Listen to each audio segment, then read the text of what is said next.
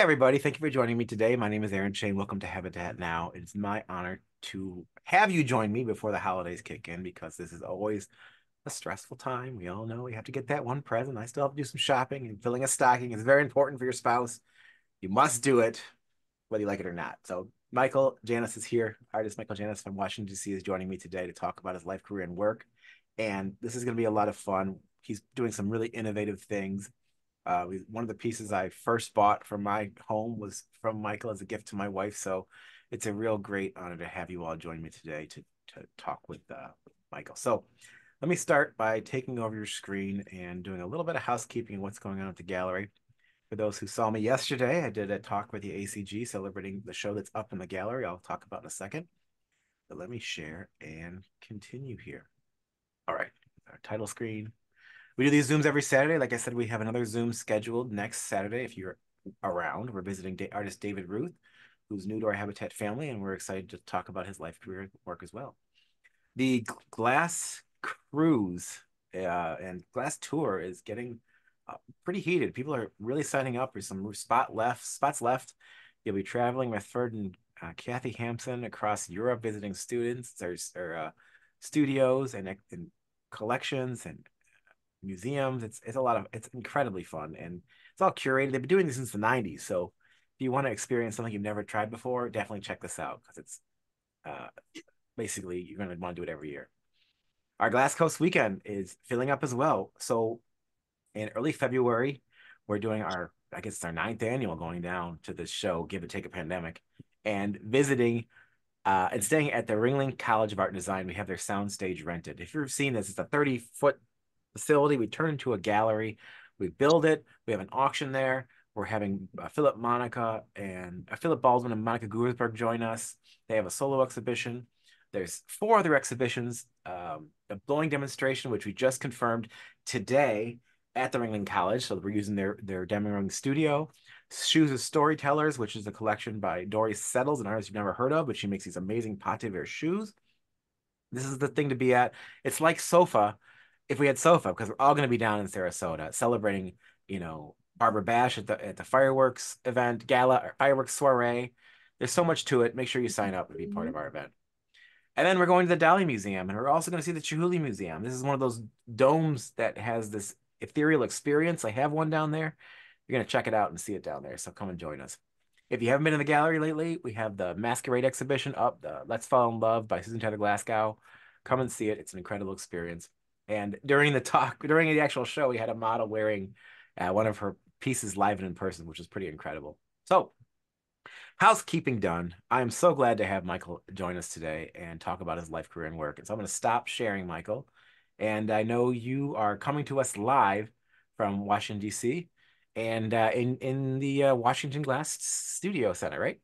The famous Washington Glass School, yes.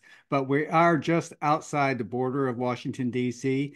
We were in D.C. until they got the baseball team called the Nationals, and then they kicked us out unceremoniously, and we ended up right on the fringe of D.C. But happy to be here. We've been still connected very strongly to Washington, D.C.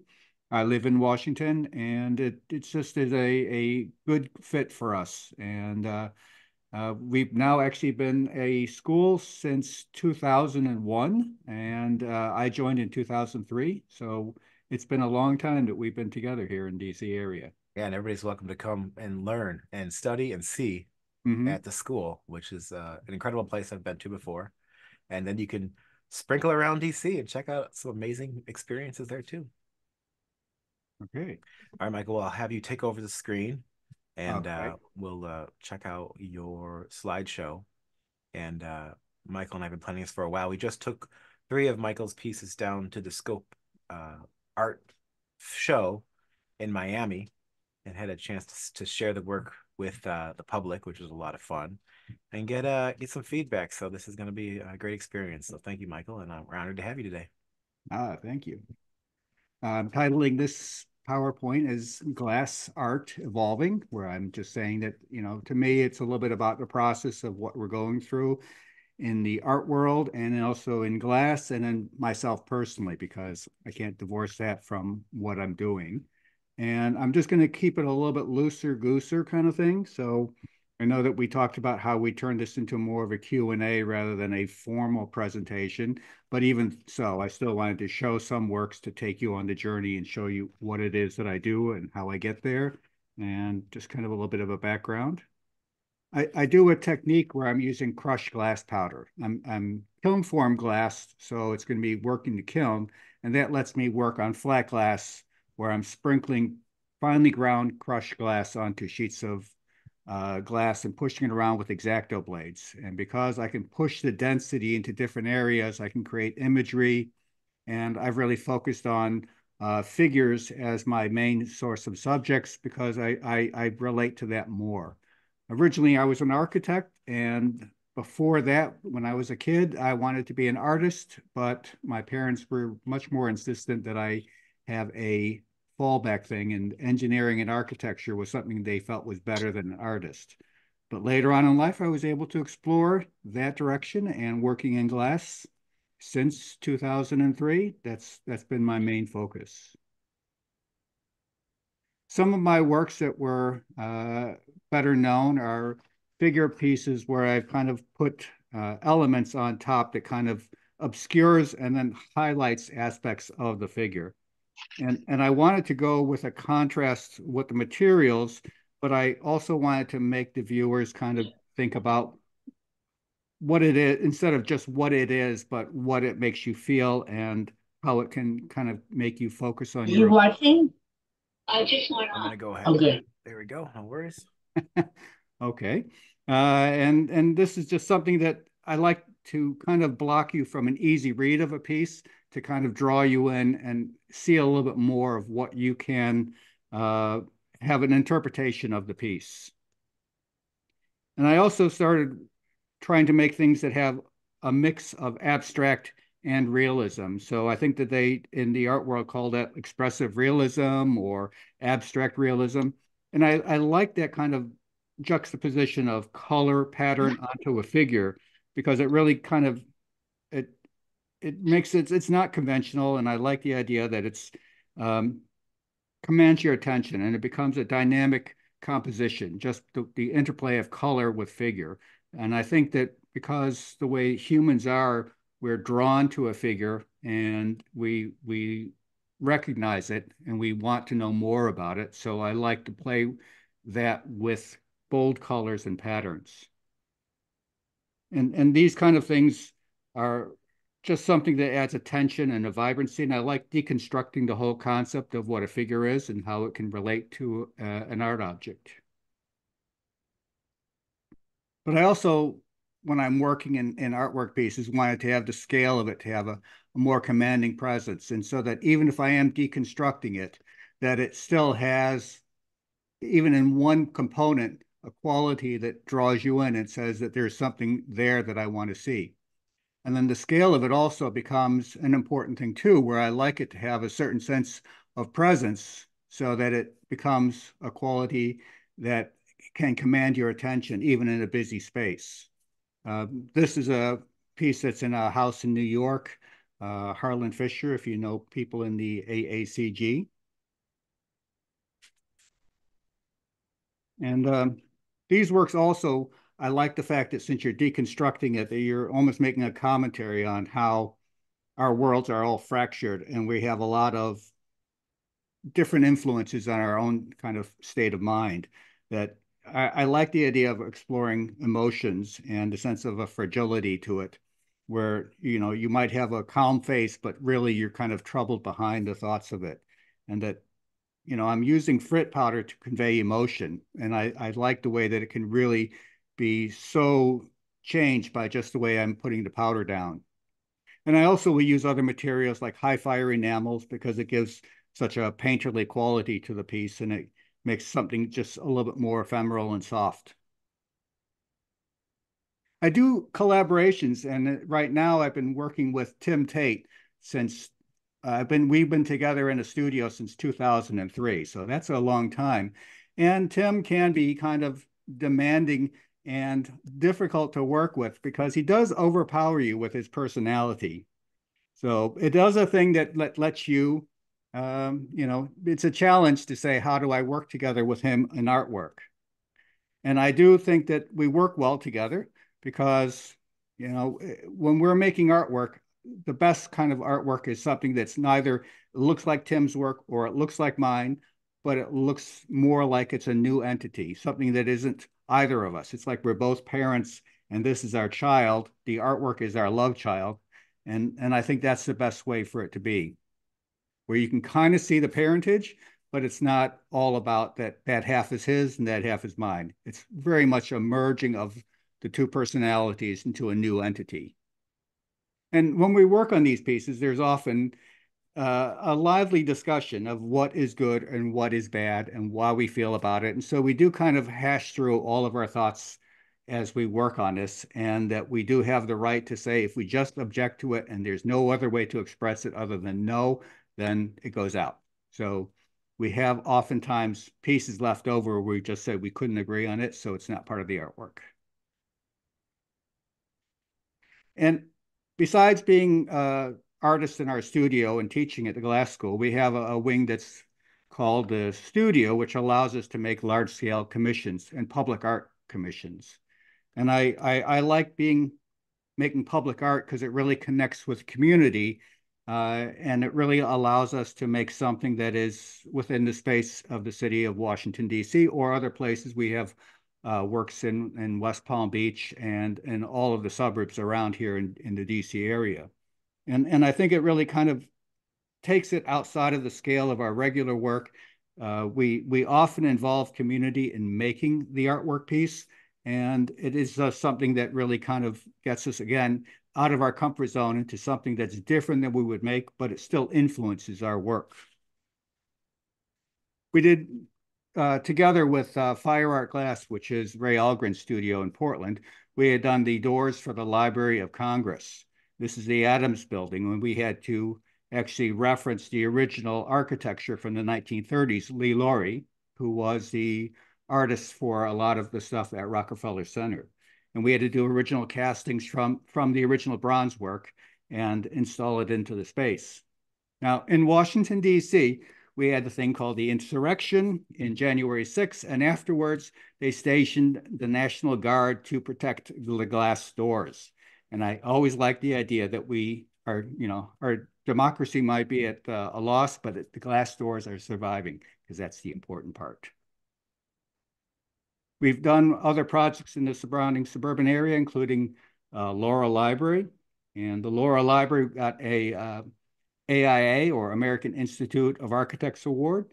And they actually cited in the award description that the architecture and the art work so well together, even though the only thing they're judging is the building itself. And also when you work with community on making the glass components, they take such an ownership of that artwork that I know that the person who lives across the street had contacted us and saying that she considers it to be her artwork. And so when visitors come into town, as soon as they put down their suitcases, they're off to see her artwork. And I say, that's the way it should be. They should be that invested into an artwork piece. A great review. Yeah. And we also had done a piece that started this is in Arlington, Virginia.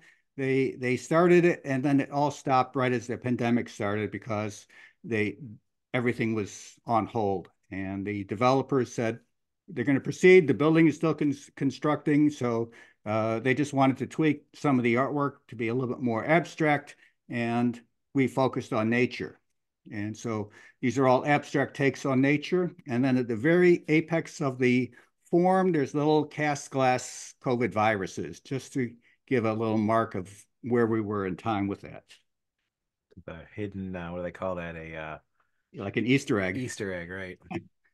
And our most recent one had just been opened November 1st. It was for a library in one of the more underserved parts of the DC area, Bladensburg Library. And Bladensburg, I'm going to give you the little history lesson. I'm sure you all know it. The War of 1812. In 1814, the US and the Brits were at war. And this is the battle where the US had defeat. And then the Brits went on to burn down the White House or burn up the White House, and Dolly Madison's rolling up the Declaration of Independence and running out, and they're eating the dinner. So this is the library, and it is called a port town. So they wanted all these allusions to boats and waters. And so our brief for this was that it must be abstract and it must be relating to water. So, I'm wearing my architecture hat and able to go in and start saying, this is how we can support it. It's going to be a large piece. It's going to be 6 foot by 12 foot. And we also, in our studio, we have one of our directors, Erwin Timmers. His work is always around environmental concerns and recycling. So we made sure we incorporated mostly recycled glass in the piece. But it was done over the whole summer where we're doing castings and firings. And we reviewed it with the different library people and the arts and humanities people so that they were happy with how it was going. Made references to different art movements within Washington, D.C. And then we installed it. And it was a big job to just do the installation. So working with Erwin, we went up panel by panel, up the length of the wall. And we even got the attention of the different construction crew who just wanted to know more about glass. And to me, that again is one of the exciting things where people who never would have shown an interest in it want to come up and say, exactly, tell me all about this artwork. And they had the opening where it was a grand opening with the press. And they also had commissioned a giant unicorn with reading glasses to be opposite it. So it is complemented nicely by that cartoon. Yeah. But it is a nice, strong piece, and we had a great response from them. They're saying, people are coming up saying, I could put this on postcards and you could sell them, which I guess is the highest praise indeed. And I just thank them and I say, yes, I actually like the work too. And then we also, since I have a background as an architect, I'm able to do design works working with different interior designers on how we can incorporate glass and do special works with them. We did a project in Miami where they wanted to have the opening between their bedroom and the main living areas to be done in cast glass. And they also wanted specific references because in glass, you're able to make unique touches. Like the owner of the condo was originally from Cuba. So she wanted things like references to coffee and, different birds and things like that. She wanted nature to be also represented. So we worked with our interior designer on the specific colors. And since it was going to have a lot of Florida light going through the piece, they wanted the way that the tint of the glass would be, that it was strong enough to handle that kind of lighting. And we review almost all the panels so they could see the progress with it because we were working remotely as they were having the building built. And then they were excited when it received that they had the whole team there. And they were just wanting to have, again, photographs of the glazers to say that we're ready to go and install. And this is the finished piece installed in the Miami residence. And there I am with the owner who's excited about having the piece to show off. And then, as it always is with artwork, once you get a piece, you want another piece. And what perfect thing to complement glass, but more glass.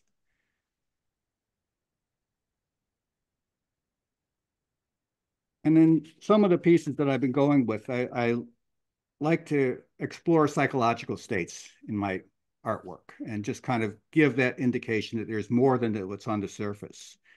And I really like the abstraction to kind of break it apart and deconstruct it and, kind of make you think about what the subject is going through rather than just having it being pretty on the surface. And I also like to deconstruct it and really kind of play up the whole visual value of what these artwork elements are, really engage you in color and shape and pattern. And as much as I like the way the glass is, I also like to have something that plays on the shadow and color and light and how that in this particular piece, you have reflections as part of it. So there's silvered elements. And that way, as you walk past the piece, you're actually part of the work. And I really kind of think that you're really animating the piece when you have these elements. And this is what it looks like when you're walking around a piece. You can see our photographer, Pete.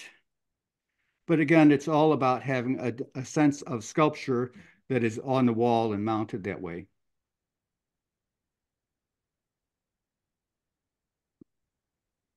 And I like the idea that it takes you kind of on a journey as you walk around this piece, and that it's giving you different glimpses and different angles and different perceptions of the piece.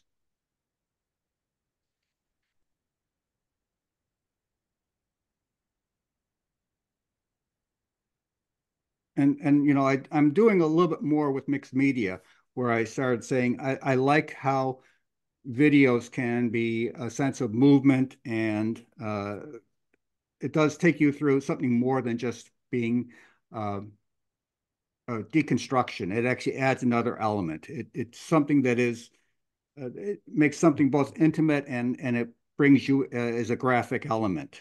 And it's also it starts making me say that it's a new kind of sense of reality when you start working with it.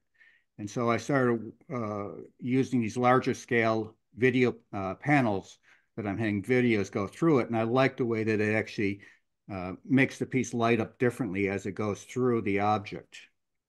And this particular piece, I wanted to have that feeling of kintsugi, which is that Japanese art of repairing something that's broken.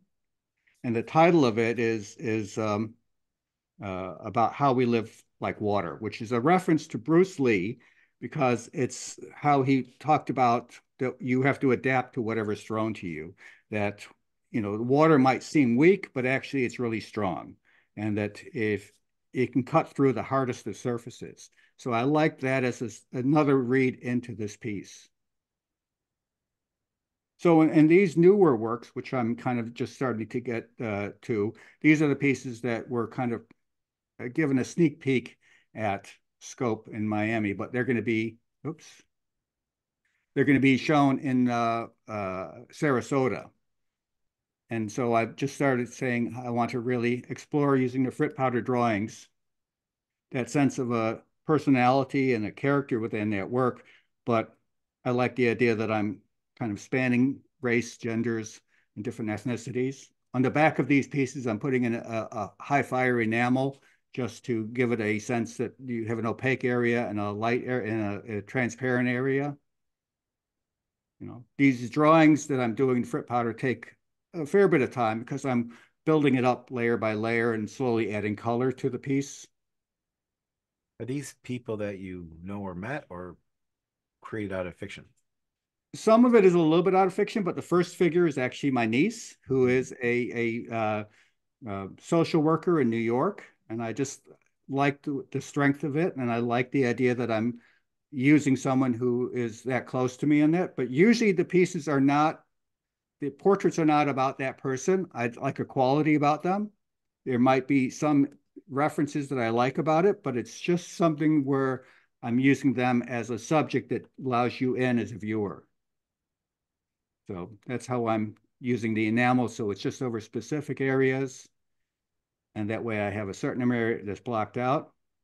But I also was playing with the videos on how to make these kind of videos working, where I'm just overlaying images quickly and saying how much is too much. And then that becomes a separate thing that I'm balancing within the work, is how do you make them read and still have a strength amongst themselves? We got an important question from the audience from Howard Cohen. Do you need any balding oldish men models? Well, I'm gonna just say that I had done a piece. I had done a piece where when I was first doing nudes, I was doing nudes for a while, and I wanted them to be not hyper perfect people. I wanted them to be real people, and I sold all of them except for the old balding guy that someone later on said that looks like Donald Trump naked. And and then the person said, well, since I'm saying I'm doing nudes, they said, no, these are naked people. They're not nudes. Mm-hmm. And so at Christmas time one year at our open studio, I put a big red bow on the unmentionable parts. And then someone just said, oh, now I like it. And so there you go, whatever it takes. Funny. So some of them I like the vibrancy of it. Some of them I like the fact that it just makes the subject matter have a different kind of connection to you because it's a softer glowing component to it. And these kind of things of abstraction plus the video plus the figure, I think really start becoming a lot stronger in how they are. And I just like the softness of this, where you just have it keep on going through and always changing, always being different, and a great color combination as well. Oh, and I also even like it when they're all together. And I think that that becomes a strong combination when you just start seeing each of them go off on their own kind of tangent where they're just moving to their own beat. And it's like almost like this is the way I'd like to have the world be. Now, in the first figure on the far left or far right, I guess, um, the woman, I like the way that the light actually makes her almost like she's blinking and talking it with you. Got a technical question. How do you adhere the frit while working on a glass piece? It's just loose frit. It's loose powder that's just sitting on the glass. If you were to have a fan go by, it would blow it off. If you were to bump it, it would slide in a bad area. You're just going to carry it carefully into the kiln, place it down, and melt it in so that it then is fired to the glass. So it's at risk. Some people have said, why don't you spray it with a thing like a hairspray as a way to hold it as a non-binding or non-marking kind of holding material. The only thing is when you spray it, it changes the texture and everything else. And any kind of liquid moves it differently than what kind of control you have when it's just loose powder. It is delicate, it is a pain, but it gives you the effect you want. And this is kind of a peek of one of the other pieces I'm making for Sarasota, because I do want to have new works as well as these pieces being in Sarasota. And I think it just complements the other work as well. And I think it also has that sense of a surreal quality to it. And I embrace that quality within artwork, saying it should take you outside of the normal. I don't want it to look like a photograph. I want it to be a photograph plus. I got a question for you about um, your your work. Um, when you're doing the frit part and you fire it, does it come out exactly how you have a vision for it, or does it slightly change in any way? Yeah, it's going to change a bit. Hmm. It does evolve, and when you fire it, it does sometimes. Certainly in colors, they fade out, and that's why I tend to have to layer color over and over again to get the density of the color. You kind of close the kiln doors and hope that when you open it the next day, you're happy with it. And if not, then you have to work at fixing it or altering it. Hmm. And if I'm doing a multi-layered piece, it does give me the option that before I do the final fuse, I can change out an element and then put it in. It is a thing where it works well that I have my own studio, even though I'm in a shared space, and I sometimes have to allow for classes or workshops that we're doing to be in there, but I just got to be able to have these things fired when I'm done with them. And that's the end of my show. Thank you, Michael. I have some kind of beeping going on down here, but I want to ask a couple more questions. Is there a favorite color that you work with? Uh, well, when it comes to color, I'm going to say black and white. I know that you're going to say that's a cheat and that's not a color. It's probably either all color or it's no color. But I will say that glass and sometimes when you're using enamels, colors can be fugitive Mhm. and a green might cook out and burn out. But black and white, I got the graphic quality, I've got the contrast. Any color I add with black and white pops. So I'm going to say black and white if I can be that way. Gotcha. Okay. So, tell us about your Lowe Museum. You have something special going on next year. Yeah, I do. The Lowe Museum, which is connected to the University of Miami, had just asked me to be their 2024 Distinguished Artist. So I get that. And I also get to, this is part of the Myrna and Sheldon Paley's Glass Artist Lecture Series. So I'm going to be going down in March. I'm going to be lecturing and also doing a workshop series with the University of Miami's glass program. So I'm looking forward to that. And that's why when we were doing scope in Miami, I'm saying I don't want to be in scope. I don't want to be in Florida for that. For Sarasota, Miami, I might as well start moving down to Miami or Florida if I'm there that much. Another great question for you is in the presentation, we saw a few bodies of work, right? And you did some special work for NGG and you've done collaboration work with Tony Porto. How do you decide or what makes you want to explore a different body of work? Well, when you're an artist, you're always creating, or I'd like to think that. And some works are going to be take different parts of your brain. I work with Tim. I work in our studio. I work on my own work. I work on public art. And then I'll have other people that say, if I was to make an artwork piece, it's going to be something this way that I talk. And it's different. The work that I did with Tony and you saw and said be part of Not Grandma's Glass, that was something that is like a different part of my brain saying, I want to do, it's almost like fun, silly pop art that references Batman, the Hmm. Adam West Batman, and it's the Star Wars, and it's just like the goofier things that I would never do in my serious work, but I still want to explore. Hmm. So this way, especially when you're in collaboration, you're kind of riffing off the other person as well. So it is a thing that I would say as an artist, we should be able to do when we want. If I want to go backwards and reference some early works of mine, why not? Even if we say I've moved beyond, I'm doing it different than I did back in the day. Gotcha. Another question. Someone wanted to ask about that last picture you had up of you creating multiple people. Is there any context to that photo? Uh, that was I used to call that as my walkers because I would have these people look from above. It kind of gave me a feeling. There's a movie from the I'm going to say 80s called Wings of Desire, Wim Wenders. And it was about these angels who were in Berlin. This is before the wall came down. And they were always looking at people from above and kind of judging. And I always thought that was such a poetic and both unsettling in the sense of surveillance and beautiful in the sense of it's a different vantage point of looking at how we fit into society. So I started using figures from above kind of thing of view. And that was a thing that I used to incorporate in a number of my pieces as a background element that you're seeing a central figure and then you're seeing people from that you're looking at from above. And every now and then I sneak them into a piece, but I think that's when that photograph was taken was when I was working on that. Thank you, Michael. And my last favorite question is tell us something about yourself that no one knows.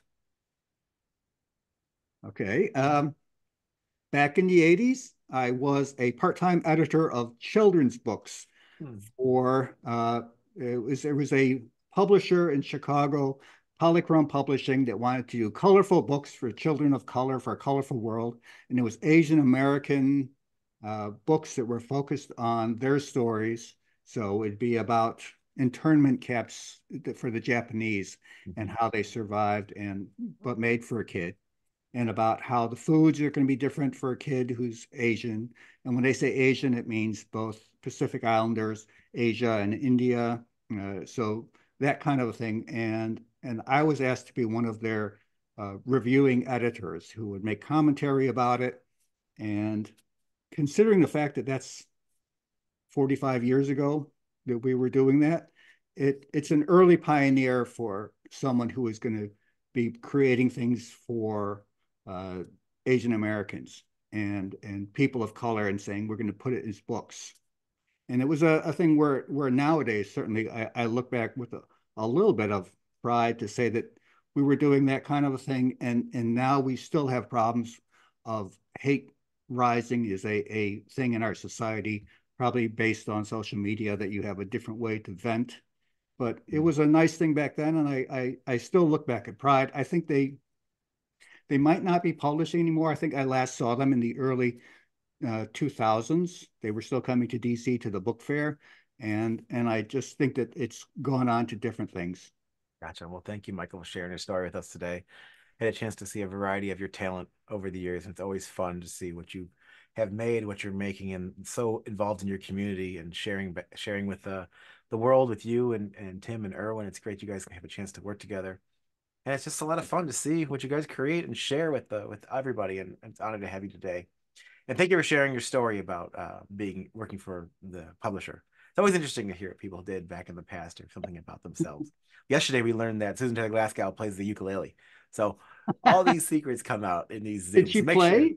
Did she play the she ukulele? did not. She just told us that. So she could have been lying, but I'm not going to call her on it. Um, but thank you all for joining me today. Again, we'll be around next Saturday.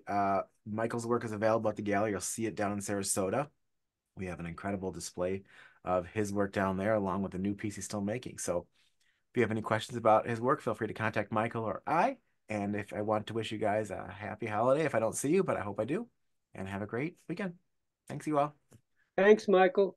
Great presentation. Thanks, Steve. All right. Bye-bye, everybody. Have a good night. Thanks, Aaron and Michael. Thanks, Howard. See you guys. See you, Howard.